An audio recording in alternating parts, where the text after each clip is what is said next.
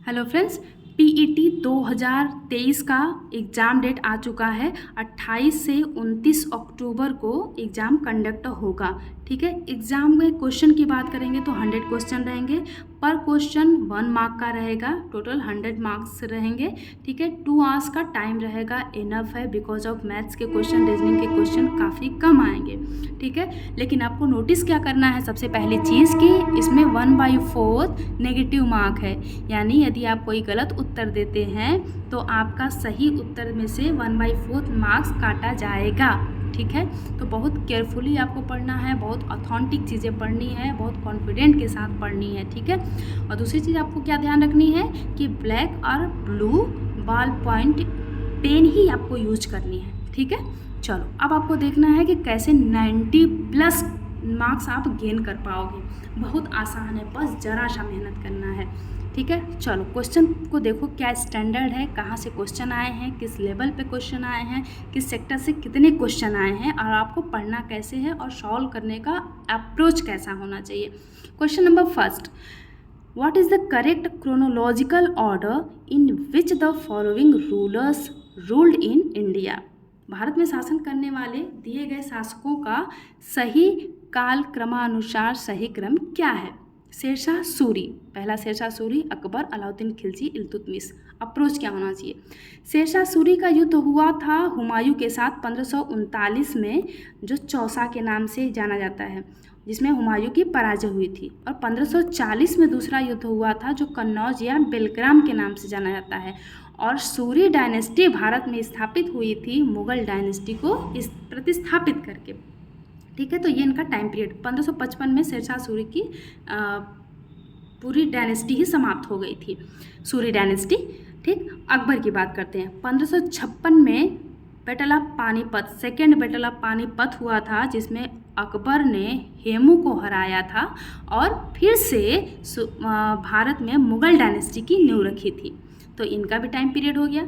Third है अलाउद्दीन खिलजी, जलालुद्दीन फिरोज़ खिलजी, जो Khilji dynasty का फाउंडर था। उसके बाद अलाउद्दीन खिलजी आए थे और अलाउद्दीन खिलजी की मृत्यु हुई थी 1316 में। ठीक है, 1320 तक रहता है खिलजी डायनेस्टी, जिसमें 4 साल पहले ही अलाउद्दीन खिलजी की मृत्यु हो जाती है। तो अलाउद्दीन खिलजी का टाइम पीरियड ये हो गया। नेक्स्ट इल्तुतमिश, 1206 में गुलाम डायनेस्टी की नींव रखी गई थी कुतुबुद्दीन ऐबक के द्वारा, जो मोहम्मद गोरी का गुलाम था। ठीक है, 1206 से 10 तक कुतुबुद्दीन ऐबक रूल करता है, जिसने कुतुब मीनार का नींव रखा था। और 1210 में इल्तुतमिश को नेक्स्ट रूलर डिक्लेयर किया गया था, और इल्तुतमिश गुलाम था कुतुबुद्दीन ऐबक का, तो इल्तुतमिश गुलामों का गुलाम हो गया था। ठीक है, इसको गुलामों का गुलाम कहते हैं, जो 1210 से लेके 1236 तक रूल करता है। और 1236 में इन्हीं की बेटी रजिया फर्स्ट फीमेल रूलर बनती हैं। ठीक है, इंडिया की फर्स्ट मुस्लिम शासिका यही बन जाती है ना, फर्स्ट फीमेल रूलर भी रहती है। नेक्स्ट है, तो अब देखो सही उत्तर क्या हुआ कि इल्तुतमिश सबसे पहले 1210 से 1236, दूसरा अलाउद्दीन खिलजी 4 3, उसके बाद 1, उसके बाद 2, 4 3 1 2, सही आंसर बी। नेक्स्ट है, निम्न में से कौन से संत शिवाजी के समकालीन थे। Which one of the following saints was contemporary of Shivaji. अब आपको शिवाजी का टाइम पीरियड याद करना पड़ेगा कि 1627 में इनका जन्म होता है, 1680 में इनकी मृत्यु हो जाती है, यानी 17th सेंचुरी। और चैतन्य की बात करेंगे तो ये 15th सेंचुरी में रहते हैं। शंकराचार्य की बात करेंगे तो शंकराचार्य बिलोंग करते हैं 8th और 9th सेंचुरी में, 788 में इनका जन्म होता है। और नामदेव की बात करेंगे तो ये जुड़े हैं लगभग 13 और 14th सेंचुरी से। तुकाराम जुड़े हुए हैं 17th सेंचुरी से। तो सही उत्तर इसका क्या होगा, तुकाराम। ठीक है, तुकाराम इसका सही उत्तर हो गया। तुकाराम और नामदेव वारकरी संप्रदाय से, वारकरी स्कूल से जुड़े हुए थे, जो महाराष्ट्र में लगभग आप मान सकते हैं वैष्णविज्म की एक शाखा थी जिसमें ये भगवान विठोबा के भक्त हुआ करते थे, ये दोनों लोग, तुकाराम और नामदेव। चैतन्य कृष्ण के भक्त थे, बंगाल से रिलेटेड थे। इन्होंने राधा कृष्ण का पूजा भक्ति और कीर्तन वगैरह शुरू किया था बंगाल में। तो इसका सही उत्तर क्या होगा? ए। नेक्स्ट क्वेश्चन है, बंगाल के प्रथम गवर्नर जनरल कौन थे? जब 1757 में बैटल ऑफ प्लासी होता है और 1764 में बैटल ऑफ बक्सर होता है, उसके बाद बंगाल में अंग्रेज़ों की नींव पड़ जाती है, ठीक है, और वहाँ पे एक गवर्नर नियुक्त कर दिया जाता है। और जब 1773 का रेगुलेटिंग एक्ट आता है तो उस बंगाल के गवर्नर का पदनाम बदल के बंगाल का गवर्नर जनरल कर दिया जाता है।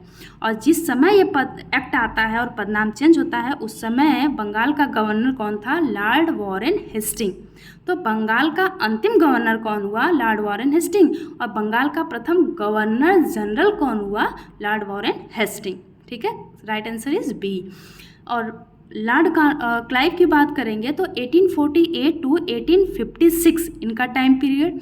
लॉर्ड लिटन की बात करेंगे तो 1876 टू 1880 तक लॉर्ड लिटन। और इसी समय वर्नाकुलर प्रेस एक्ट आया था, आर्म एक्ट आया था, ठीक है। लॉर्ड रिपन की बात करेंगे तो लॉर्ड रिपन 1880 टू 1884 यानी 1880 से 1884, इन्हें भारत का उद्धारक कहा जाता है, ठीक है। चलो नेक्स्ट, इसका उत्तर क्या हुआ? बी। चरक संहिता संबंधित है। Charak Samhita is a work on medicine, इसका सही उत्तर है मेडिसिन। चरक संहिता एक ग्रंथ है जिसे चरक ने कंपाइल किया था और ये चिकित्सा पे है। इसमें मेडिसिन के बारे में बहुत ब्रॉडली पूरा विवरण दिया गया है। और ये चरक जो ये मेडिसिन की जो बुक लिखे हैं चरक, ये थे 4th सेंचुरी में, 4th सेंचुरी BC में थे, ठीक है। चलो नेक्स्ट है क्वेश्चन नंबर 5, निम्न में से कौन सा जोड़ा सही नहीं है? नहीं पे आप अंडरलाइन कर देना, ठीक है, कहाँ पे आप मिस्टेक करते हो वो चीज़ें। आप रोज़ देख रहे हो आपको कैसे तैयारी करनी है, कैसे पढ़ना है। सही नहीं है ABCD। 261 BC, 261 BC ancient history का बहुत बड़ा पॉइंट है, जब मौर्य डायनेस्टी के अशोक मौर्य ने अपना हृदय परिवर्तन कर लिया था, यानी वो द्रवित हो गए थे जब कलिंग युद्ध हुआ था, कलिंग के नरेश के साथ दया नदी के किनारे जो उड़ीसा में बहती है। और अतिशयोक्ति है, कहा जाता है कि दया नदी खून से लाल हो गई थी, इतने ज़्यादा लोगों की बलि चढ़ी थी उसमें युद्ध में। तो 261 में कलिंग युद्ध बिल्कुल सही है। 78 AD शक संवत की शुरुआत, इस समय कुषाण डायनेस्टी के शासक कनिष्क ने अपना राज्याभिषेक कराया था और इसी समय उन्होंने शक संवत की शुरुआत की थी। और यही शक संवत आज हमारे हिंदी कैलेंडर का न्यू है, इसी पे हमारा कैलेंडर बेस्ड है। 622 मुस्लिम युग की शुरुआत बिल्कुल सही है। 709 औरंगजेब की मृत्यु बिल्कुल गलत है, बिकॉज ऑफ 1707 में औरंगजेब की मृत्यु हुई थी, ठीक है। और ये हिस्ट्री का बहुत बड़ा टर्निंग पॉइंट है, बहुत पूरे इतिहास चेंज होना शुरू हो जाती है। नेक्स्ट क्वेश्चन नंबर 6, निम्नलिखित में से किसे भारत के ग्रैंड ओल्ड मैन के नाम से जाना जाता है? ठीक है, who among the following is known as the grand old man of India? Dadabhai Naoroji, WC Banerjee, Firoz Shah Mehta, Surendra Banerjee. इसका सही आंसर है दादा भाई नौरोजी, ठीक है। ये इकोनॉमिस्ट थे, इन्होंने ड्रेन ऑफ वेल्थ की थियरीज भी दी थी कि कैसे ब्रिटिशर्स भारत के प्रॉपर्टी रिसोर्सेज को सिंक कर रहे हैं एक सोक्ते से और जाके ब्रिटेन में निचोड़ दे रहे हैं, ठीक है। नेक्स्ट है क्वेश्चन नंबर 7, 1915 से 16 में किसके नेतृत्व में 2 होम रूल लीग हुई थी? ऑप्शन ए एनी बेसेंट और लोकमान्य तिलक। अब नेक्स्ट ऑप्शन पढ़ने की ज़रूरत नहीं है, because of right answer is a Annie Besant and Lokmanya Tilak. Annie Besant ने अपना होम रूल मूवमेंट शुरू किया था सितंबर 1916 में और लोकमान्य तिलक ने अपना मूवमेंट शुरू किया था 1916 में ही अप्रैल में।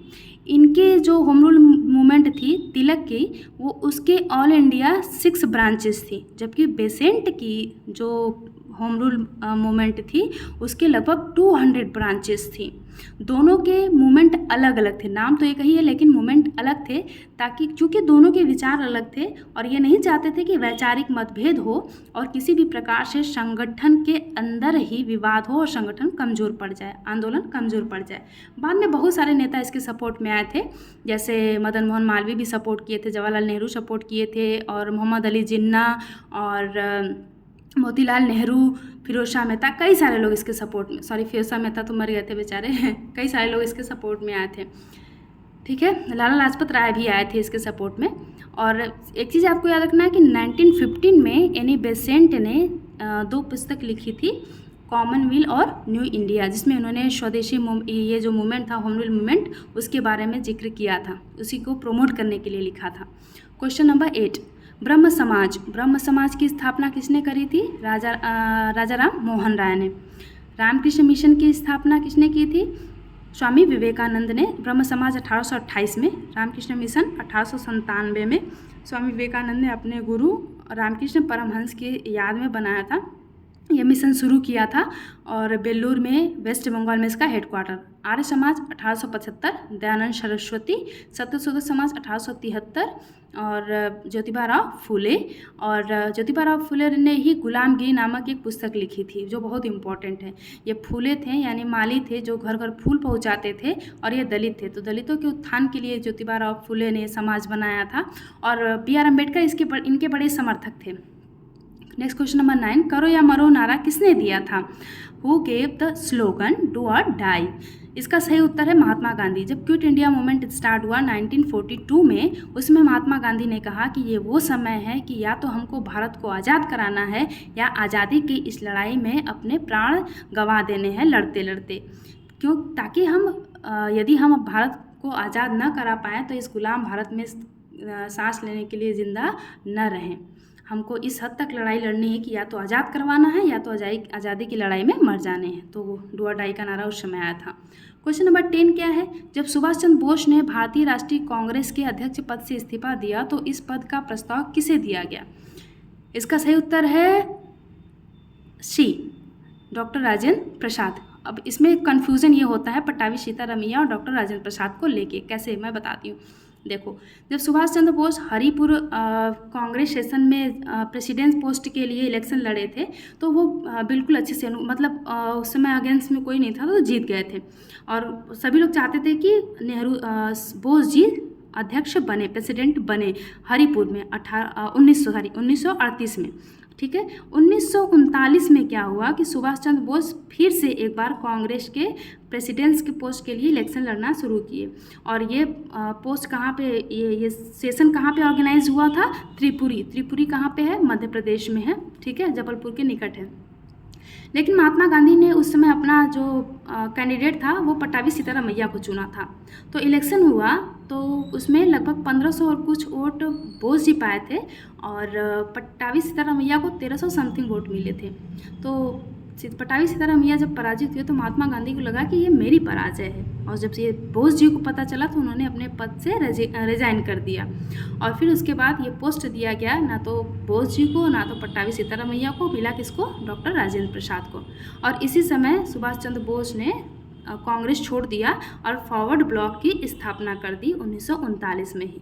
ठीक है, क्वेश्चन नंबर 10 ये हो गया। अब 10 क्वेश्चन नेक्स्ट डे पे हम डिस्कस करेंगे। अब देखो, नोटिस करो कि कहाँ से कितने क्वेश्चन आए हैं। देखो, modern history 1, modern history 2, modern history 3, modern history 4, modern history 5, modern history 6। ठीक है, यानी 10 क्वेश्चन में 6 क्वेश्चन केवल किससे आए हैं? मॉडर्न हिस्ट्री से। उसके बाद 2 क्वेश्चन किससे आए हैं? मेडिवल हिस्ट्री से। मेडिवल हिस्ट्री में भी देख रहे हो एक भक्ति मूवमेंट से प्रश्न आया है, तो भक्ति मूवमेंट से प्रश्न आने के चांसेस हमेशा होते हैं और इसमें कालानुक्रम आता है। नेक्स्ट एंशिएंट क्वेश्चन में, एंशिएंट हिस्ट्री में देखो एक पुस्तक से आया है और एक शासकों का जो मेन डेट है, युद्ध है, उससे आया है। यानी 2 एंशिएंट, 2 मेडिवल और 6 मॉडर्न। तो आपको सबसे ज़्यादा फोकस किस पे करने हैं? मॉडर्न पे।